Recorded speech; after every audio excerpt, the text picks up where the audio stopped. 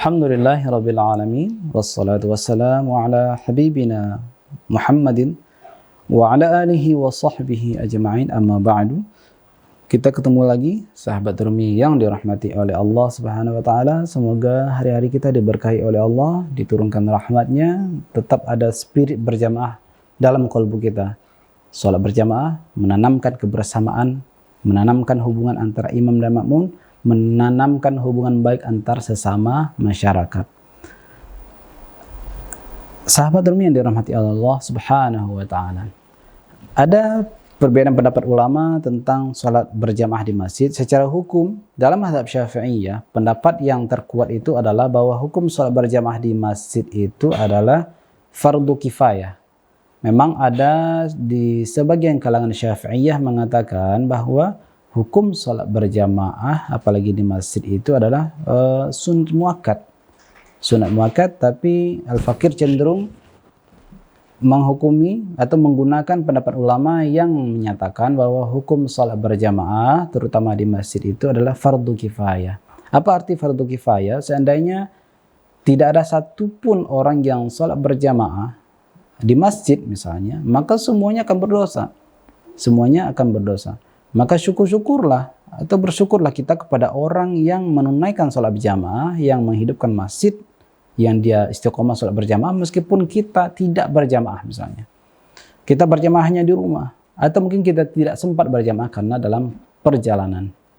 Sahabat Rumi dirahmati Allah Subhanahu wa taala, betapa pentingnya salat berjamaah itu, minimal upayakan kita mendapatkan salat berjamaah Isya dan subuh. Kalau misalnya kita tidak dapat berjamaah zuhur, asar dan maghrib, memang zuhur, asar dan maghrib itu termasuk salat yang ringan apabila dilakukan dibandingkan salat Isya dan salat subuh. Kenapa demikian? Rasulullah Shallallahu Alaihi Wasallam bersabda, bahwa hadis ini diriwayatkan oleh Sayyidina Abu Hurairah radhiyallahu taala anhu. An-Nabi sallallahu alaihi wasallam bersabda, "Laisa salatun athqala 'alal munafiqina minal fajri wal 'isya, walau ya'lamuna ma fihima la atauhuma walau habwan." Tidak ada salat yang lebih berat bagi kalangan munafik dibandingkan salat fajar dan salat isya. Seandainya mereka mengetahui betapa besarnya fadilah yang ada di dalam salat subuh dan isya, maka pasti mereka akan mendatanginya baik dalam kondisi merangkak. Begitu pentingnya salat berjamaah. Sahabat Rumi yang dirahmati oleh Allah Subhanahu wa taala, di samping pahala berlipat yang Allah berikan kepada kita, bahwa Rasulullah sallallahu alaihi wasallam bersabda, "Salatul jama'ati tafdulu salatul fardhi bi 27 darajah." Salat berjamaah itu melebihi dari salat sendiri dengan nilai 27 derajat lebih baik daripada salat sendiri. Tapi kita, kalau selama ini kita berpatokan kepada pahala, maka berikutnya jadilah kita sebagai hamba yang misalnya sudah istiqomah berjamaah, sudah istiqomah misi jamaahnya untuk mendapatkan pahala 27 kali lipat.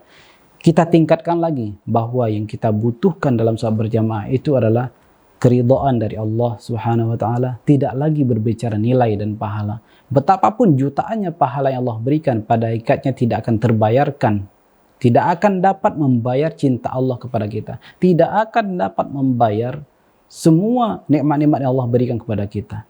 Bahkan surga sebagai makhluk Allah saja, surga itu adalah makhluk Allah. Untuk membayar surga saja sebetulnya tidak pas, tidak pantas dengan semua ibadah-ibadah kita. Maka Rasulullah Shallallahu Alaihi Wasallam bersabda bahwa bukanlah amalan seseorang yang memasukkan seorang ke dalam surga, akan tetapi rahmat Allah Subhanahu wa taala. Begitupun diri Rasulullah Shallallahu Alaihi Wasallam. Begitulah pertanyaan sahabat kepada Rasulullah, "Wala anta ya Rasulullah, wala ana illa an yataghammadani Allah bi fadlin minhu wa rahmah." Bukan juga diriku, kata Rasulullah, akan tetapi karena rahmat dan karunia Allah lah sehingga Allah masukkan aku ke dalam surganya. Wallahu ta'ala a'lam. Assalamualaikum warahmatullahi wabarakatuh.